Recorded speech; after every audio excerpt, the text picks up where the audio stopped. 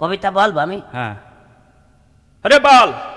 কপালের ঘাম উঠি, নয়নের জল উঠিল কপালে।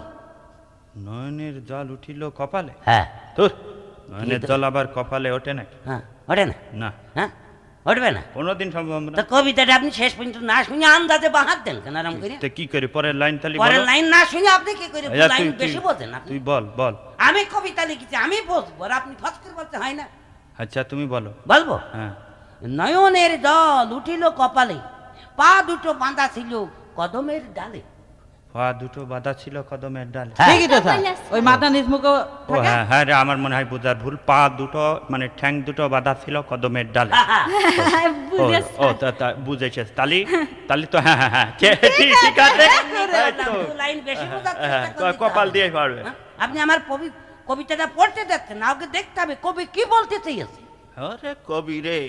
আচ্ছা